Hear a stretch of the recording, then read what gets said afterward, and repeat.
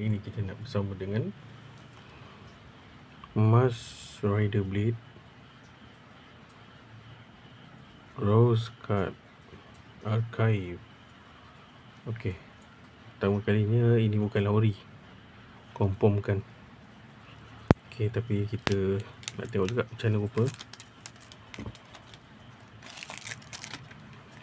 Okey, macam mana. Oh, okey, tu dia. Oh yo. Oh, nice. Sekejap, kita tinggikan sikit. Alright. Tu dia. Oh, lembut gila dia punya ni. Dia punya card ni. Wow. Wow, nice.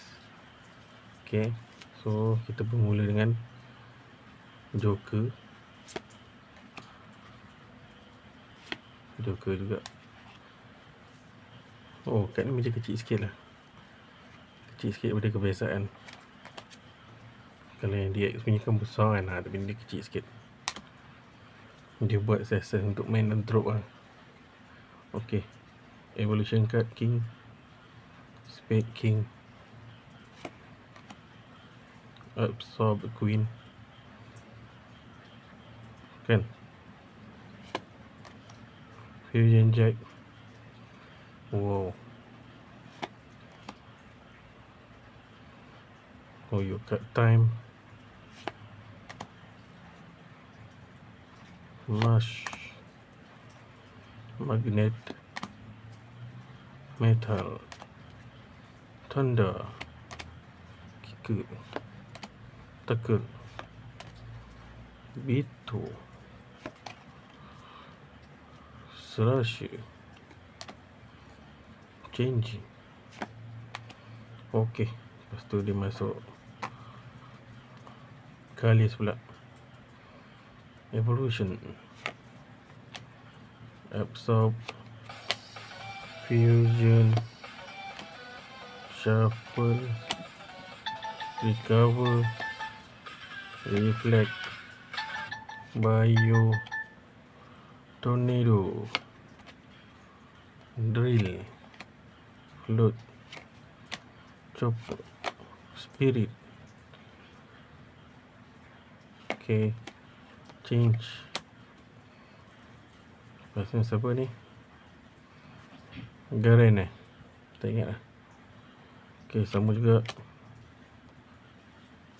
Okay, licin kat dia. Fusion, Remote, Smoke, Poison,